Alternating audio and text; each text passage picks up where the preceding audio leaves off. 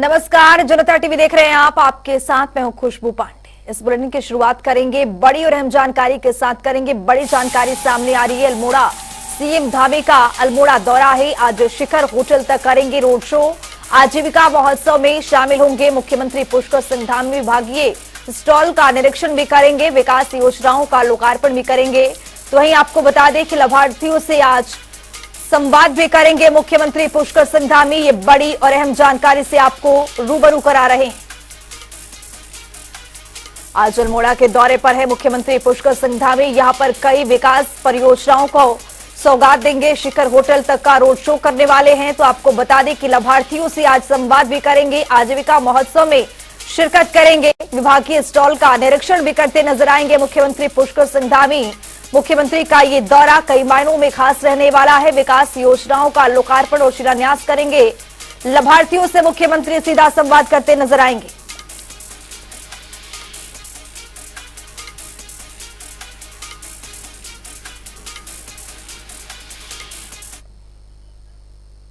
हल्द्वानी हिंसा मामले से आपको जुड़ी बड़ी खबर देंगे। 18 नामजद लोगों पर केस दर्ज हो गया है। बड़ी जानकारी, 5000 अज्ञात लोगों पर केस दर्ज किया गया है। 6 करोड़ के नुकसान का यहां पर आकलन किया जाएगा। आपको बता दें कि एनएसए यूएपीए के तहत कार्रवाई की जाएगी। दंगाइयों से यहां पर नुकसान की वसूली की जाएगी। मुख्यमंत्री पुष्कर सिंह धामी की ओर से ऐलान किया गया है। ये बड़ी जानकारी से आपको अपडेट करवा रहे। बड़ा अपडेट हल्द्वानी से ये दे रहे। 7 जोन में बांटा गया है वन भूलपुरा। हल्द्वानी हिंसा मामले से जुड़ी ये बड़ी खबर। 7 जोन में बांटा गया है वन भूलपुरा इलाका। और इस पूरे इलाके में आपको बता दें कि मुख्यमंत्री पुष्कर सिंह धामी का ऐलान किया गया है कि यहां पर जो भी नुकसान हुआ है उसका भरपाई किया जाएगा। 6 करोड़ का नुकसान पहुंचा है, इसका आकलन किया गया है। ये बड़ी जानकारी हल्द्वानी हिंसा मामले से जुड़ी आपको ये बड़ी खबर से रूबरू करा रहे हैं। तो हमारे साथ हमारे सहयोगी यशराज आनंद देहरादून से जुड़ चुके हैं। यशराज, हल्द्वानी मामले में ये बड़ी जानकारी निकल करके सामने आ रही है। ये कहा गया है कि एनएसए यूपीए के तहत कार्रवाई की जाएगी और जो भी नुकसान हुआ है दंगाइयों से ही इसकी वसूली होगी। क्या कुछ जानकारी? जी बिल्कुल, सबसे बड़ी बात है कि कल जो दंगा हल्द्वानी में हुआ यह कहीं ना कहीं जब तोड़ने के लिए मदरसे को आया गया था, मस्जिद को तोड़ने आ गया था, तो ये कहीं ना कहीं लग रहा है कि तोड़ने के बाद ये सोची समझी एक साजिश है। साजिश के ही तहत इस तरीके की घटना को अंजाम दिया गया।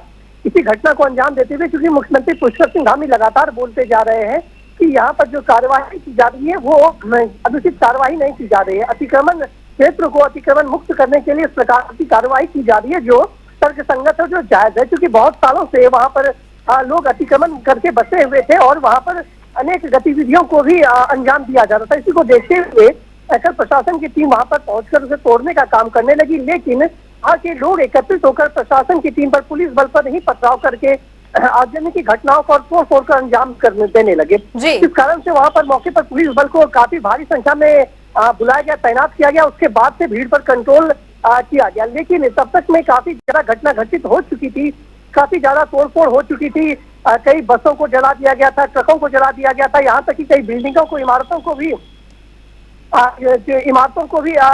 कई पथराव करके उसे भी तोड़ दिया गया था। और सबसे बड़ी बात है कि पुलिसकर्मी जो वहां पर गए थे उनके ऊपर भी पथराव करने उनको भी घायल कर दिया गया था और कुछ मीडिया कर्मियों को भी घायल कर दिया गया था। साथ ही साथ मीडिया कर्मी जिस वाहन से गए थे, जिस सवारी से गए थे, उन वाहनों को भी। यशराज, आपको यहाँ पर मैं रोकना चाहूंगी। हमारे साथ हल्द्वानी से हमारे संवाददाता जुड़ चुके हैं। यहाँ पर लगातार जिस तरह से वन भूलपुरा इलाके में 7 जोन में बांटा गया है, क्या कुछ स्थिति बनी हुई है हल्द्वानी में? खुशबू, हल्द्वानी की अगर बात करें तो भूलपुरा इलाके में फिलहाल अभी कर्फ्यू लगा है। पूरे शहर में, हल्द्वानी शहर में जो है वो कर्फ्यू की स्थिति है, कर्फ्यू लगा दिया गया है और तमाम जो आवश्यक सेवाएं हैं उनको फिलहाल जारी रखा है। लेकिन कर्फ्यू की स्थिति लगातार वही बनी हुई है और तनाव अभी कम होने का नाम नहीं ले रहा है। और अभी स्थिति है, बंदूलपुरा में लगातार गश्त की जा रही है। पुलिस, पीएससी और जो सुरक्षा बल हैं वो लगातार यहाँ नजर बनाए हुए हैं। जगह जगह चेकिंग की जा रही है, पूरे शहर की नाकेबंदी की हुई है और शहर के तमाम जो एग्जिट पॉइंट हैं उनको सील किया है और चेकिंग, पूरी तरह से चेकिंग करने के बाद ही किसी का एंटर किया जा रहा है। संजय, यहाँ पर जिस तरह से दंगाइयों ने अफरा तफरी मचाई है, कितने चीजों की यहाँ पर नुकसान पहुंची है, उसको लेकर मुख्यमंत्री ने एक ऐलान किया है कि दंगाइयों से ही वसूली की जाएगी। क्या कुछ जानकारी है इस पूरे मामले में? जी बिल्कुल, कल मुख्यमंत्री धामी खुद हल्द्वानी पहुंचे थे और घायलों का हालचाल जाना, जो पुलिस कर्मियों के साथ साथ मीडिया कर्मी जो घायल हुए थे उनका हालचाल जाना और साथ ही दंगाइयों से और उपद्रवियों से सख्ती से निपटने की बात उन्होंने कही। और साथ ही साथ जो संपत्ति का, राष्ट्रीय संपत्ति का और व्यक्तिगत संपत्ति का जो नुकसान हुआ है उसकी भरपाई करने के लिए साफ तौर पर कहा गया है कि दंगाइयों से ही इसकी वसूली की जाएगी। संजय, जो 18 नामजद लोग हैं उसमें से सबसे ज्यादा कौन वैसे लोग हैं? 5000 लोग के नाम पर भी यहाँ पर कार्रवाई की बात कही गई है। जी, जो 18 लोग जो नामजद हैं, नामजदों के खिलाफ मुकदमा लिख दिया गया है और बहरहाल इनमें से कई लोग हैं, अभी एग्जैक्ट आंकड़े अभी सामने नहीं आए हैं, लेकिन कई लोगों को अभी गिरफ्तार कर लिया गया है और उनके खिलाफ कार्रवाई लगातार जारी है। बहुत शुक्रिया संजय प्रसाद, तमाम जानकारी साझा करने के लिए। बहुत शुक्रिया यशराज आनंद, तमाम जानकारी के साथ जुड़ने के लिए। मुख्यमंत्री पुष्कर सिंह धामी कल हल्द्वानी पहुंचे, जहां उन्होंने पथराव में हुए घायल करीब 20 से ज्यादा पुलिसकर्मियों से मुलाकात कर हालचाल जाना और मुख्यमंत्री ने जिला प्रशासन, पुलिस अधिकारियों से आरोपियों के खिलाफ सख्त से सख्त कार्रवाई करने के आदेश भी दिए।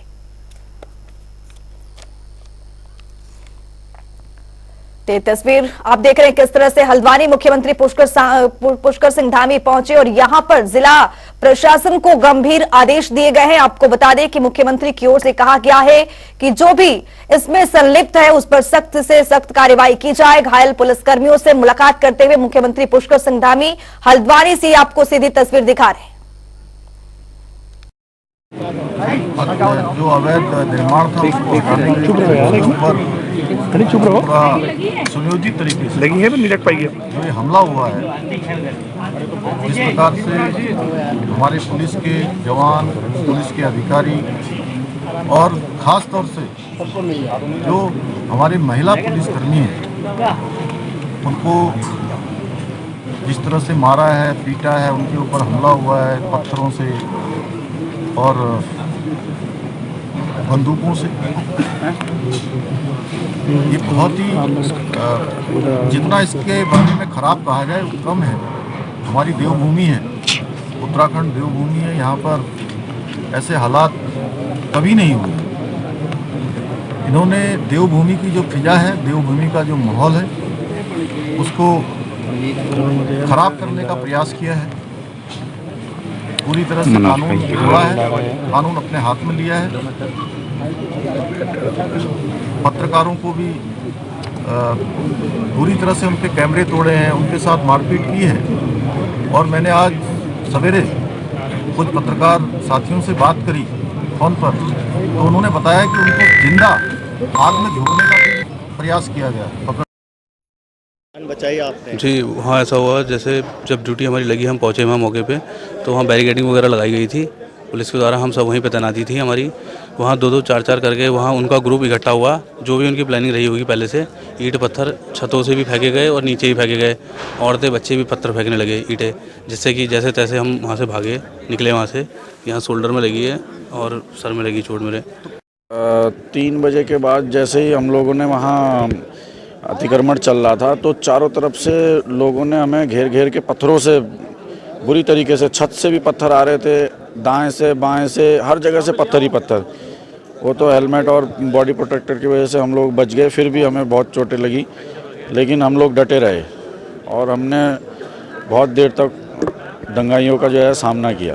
कैसे निकले वहाँ से? कैसे हमें थोड़ा रास्ते का अनुमान था और धीरे धीरे जो है उनको पीछे खदेड़ते हुए हम आगे को बढ़ते रहे और फिर लेफ्ट में जो है हमारे हिंदू समाज जो रहता है उस वाली बस्ती में हम लोग आ गए।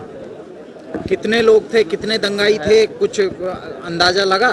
कोई अंदाजा नहीं, घरों से पत्थर बरस रहे थे और हर तरफ से लोग आके पत्थर ही मार रहे थे। मॉब के बारे में हम तो अपनी कार्रवाई करने गए थे। जैसे ही हमारे द्वारा कार्रवाई की गई, हमको फ्रंट में रखा हुआ था महिलाओं को बाहर निकालने के लिए। जो भी उनकी महिलाएं हैं वो भी काफ़ी तादाद में अंदर आई हुई थी।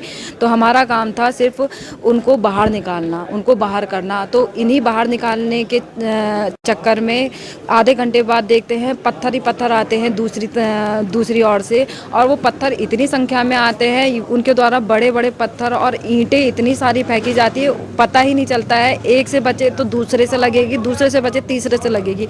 वहाँ कंडीशन इतनी बुरी हो गई थी कि जवाबी कार्रवाई में पुलिस द्वारा भी पत्थरबाजी की गई। सीधे आपको ले चलेंगे अल्मोड़ा, जहां पर मुख्यमंत्री पुष्कर सिंह धामी रोड शो कर रहे हैं।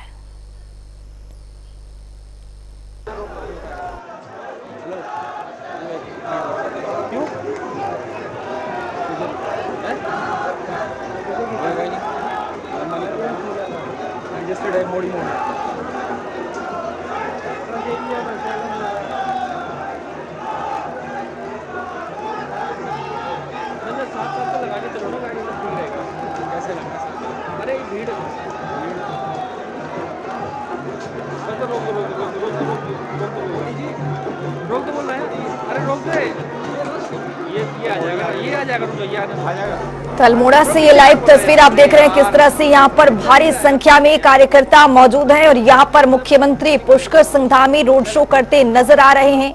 आपको बता दें कि अल्मोड़ा से ये लाइव तस्वीर आपके सामने है और अल्मोड़ा में मुख्यमंत्री पुष्कर सिंह धामी का आज रोड शो हो रहा है। वहीं आपको बता दें कि मुख्यमंत्री पुष्कर सिंह धामी अल्मोड़ा को बड़ी सौगात देने वाले हैं। कई विकास परियोजनाओं का यहाँ पर शिलान्यास करेंगे, उद्घाटन करेंगे। तो आपको बता दें कि ये रोड शो कई मायनों में अहम रहने वाला है। आगामी लोकसभा चुनाव को देखते हुए यहाँ पर लगातार सभी पार्टियों की ओर से यहाँ पर अपने समीकरण को साधने की कोशिश की जा रही है। इसी कड़ी में आज मुख्यमंत्री पुष्कर सिंह धामी की ओर से रोड शो का आयोजन किया गया है और भारी संख्या में कार्यकर्ता यहाँ पर मौजूद हैं और मुख्यमंत्री का ये रोड शो कई मायनों में खास रहने वाला है, अहम रहने वाला है। अल्मोड़ा से सीधे आपको ये लाइव तस्वीर दिखा रहे हैं। मुख्यमंत्री पुष्कर सिंह धामी रोड शो कर रहे हैं, अल्मोड़ा के दौरे पर हैं और आज कई विकास परियोजनाओं का सौगात देंगे, शिलान्यास करेंगे। अल्मोड़ा वासियों के लिए आज कई विकास परियोजनाओं का सौगात देने के लिए मुख्यमंत्री पुष्कर सिंह धामी अल्मोड़ा पहुंचे हुए हैं और यहां पर भारी संख्या में कार्यकर्ता मौजूद हैं। मुख्यमंत्री पुष्कर सिंह धामी के रोड शो में शिरकत कर रहे हैं। मुख्यमंत्री पुष्कर सिंह धामी के साथ कई यहां पर दिग्गज चेहरे भी मौजूद हैं। तो आपको बता दें कि यहां पर आगामी लोकसभा चुनाव को देखते हुए यहां पर सभी दलों की तरफ से समीकरण साधने की कोशिश, कवायद शुरू है और इसी बीच मुख्यमंत्री पुष्कर सिंह धामी अल्मोड़ा से रोड शो कर रहे हैं। मुख्यमंत्री पुष्कर सिंह धामी के साथ यहां पर कई बड़े दिग्गज चेहरे और यहां पर भारी संख्या में कार्यकर्ता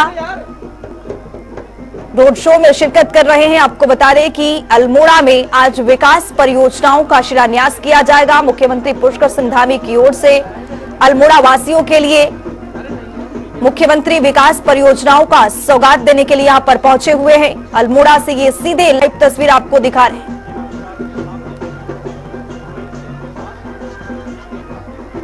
मुख्यमंत्री पुष्कर सिंह धामी यहां पर रोड शो करते हुए नजर आ रहे हैं। सभी का अभिवादन करते हुए मुख्यमंत्री पुष्कर सिंह धामी को आप देख रहे हैं। मुख्यमंत्री पुष्कर सिंह धामी के साथ यहां पर कई बड़े दिग्गज चेहरे इस रोड शो में शिरकत कर रहे हैं। मुख्यमंत्री सभी का यहां पर अभिवादन स्वीकार करते हुए रोड शो को आगे बढ़ाते हुए मुख्यमंत्री के साथ यहां पर कई दिग्गज चेहरे भी हैं। भारी संख्या में कार्यकर्ता की यहां पर मौजूदगी है।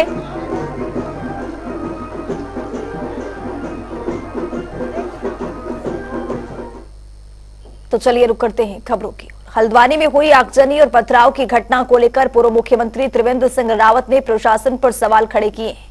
उन्होंने कहा है कि ये पूरा मामला सुनियोजित साजिश लग रहा है। अगर ऐसा है तो क्या इंटेलिजेंस ने इस तरह के इनपुट दिए हैं? अगर यदि नहीं दिए तो ये पूरी तरह से इंटेलिजेंस फेलियर है और दिए हैं तो पुलिस व्यवस्था के पुख्ता इंतजाम क्यों नहीं किए गए? साथ ही त्रिवेंद्र सिंह रावत ने कहा है कि इस पूरे प्रकरण की गंभीरता से जांच की जानी चाहिए। निश्चित रूप से एक देखिए, कुछ चीजें तो सवाल खड़ा करते हैं, लेकिन मैं समझता हूं कि इस समय स्थिति को संभालने की जरूरत है और पूरी इसकी बहुत तरीके से इसकी जांच होनी चाहिए। आखिर एक सुनियोजित था तो उसमें हमारी इंटेलिजेंस क्या कर रही थी, उसने कोई इनपुट दिया क्या? इनपुट नहीं दिया गया तो इंटेलिजेंस फेलियर है, और अगर इनपुट दिया इंटेलिजेंस ने, LIU ने, और फिर पुलिस ने जो जिस तरह से समय जो किया उसके एक्शन के लिए, तमाम ऐसी चीज़ें हैं। लेकिन मैं समझता हूँ कि अभी घटना आगे न बढ़े, तमाम तरह के जो जरूरी एहतियात हैं इस समय, जो घायल हैं उनका इलाज करने की जरूरत है। इंडिया अलायंस के नेताओं के प्रतिनिधिमंडल ने देहरादून में राज्यपाल retired lieutenant general Gurmeet Singh से मुलाकात की। इस दौरान इंडिया अलायंस के नेताओं के प्रतिनिधिमंडल ने हल्द्वानी हिंसा के न्यायिक जांच की मांग करते हुए राज्यपाल को एक ज्ञापन भी सौंपा है।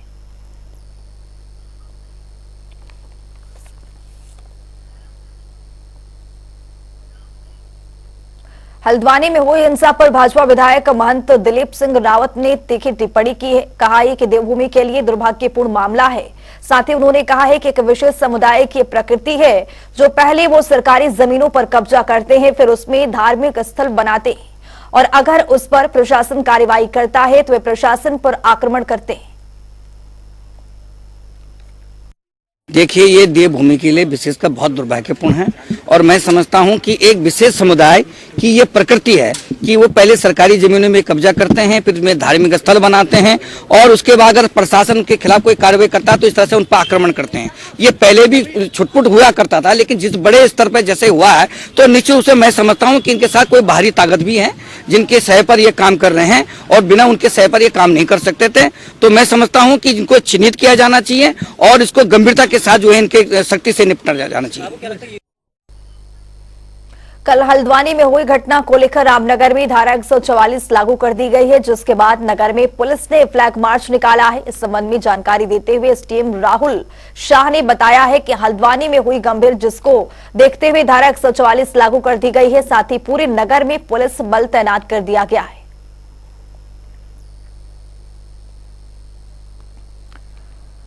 तो ये रामनगर की तस्वीर है जहां पर जवान यहां पर फ्लैग मार्च कर रहे हैं। जगह जगह पर पुलिस बल तैनात किया गया है। रामनगर में आपको बता दें कि यहां पर धारा 144 लागू कर दी गई है। हल्द्वानी में जिस तरह से कल बीते दिनों घटना घटी, कई जवान यहां पर घायल हुए, जिसको देखते हुए रामनगर में भी पूरी तरह से यहां पर अलर्ट कर दिया गया है। धारा 144 लगाई गई है। जगह जगह पर पुलिस बल भी तैनात है। यहां पर तस्वीरों के जरिए आप देख रहे हैं किस तरह से यहां पर पुलिस बल भारी संख्या में फ्लैग मार्च करते हुए नजर आ रहे हैं। उत्तराखंड विधानसभा का बजट सत्र 26 फरवरी को होने की संभावना है। वहीं बजट सत्र को लेकर उपनेता प्रतिपक्ष भुवन कापड़ी का बयान सामने आया है। उन्होंने कहा है कि भारतीय जनता पार्टी की सरकार सिर्फ खानापूर्ति के लिए सत्र ना चलाए। साथ ही उन्होंने सरकार पर जनता की समस्याओं से भागने का आरोप भी लगाया है। पहले तो मैं ये कहूंगा, भारतीय जनता पार्टी की जो सरकार है, पहले वो सत्र और उसमें भी बजट सत्र का मतलब समझ ले। सिर्फ खानापूर्ति के लिए सत्र न चलाए। बहुत सारे राज्य हैं जिनके यहाँ हमारे बराबर विधायक हैं, कहीं 70 हैं, कहीं 80 हैं, कहीं 90 हैं। वहां बजट सत्र 3-3 हफ्ते चलता है और उत्तराखंड का बजट सत्र 3 दिन चलता है। सरकार के पास बिजनेस नहीं होता। सरकार बजट सत्र के दौरान जो कार्य स्थगन के प्रस्ताव लगते हैं उस पर चर्चा होती है, प्रश्नकाल पर चर्चा होती है, उससे भागना चाहती है। देवभूमि मेरे साथ इतना ही। नमस्कार।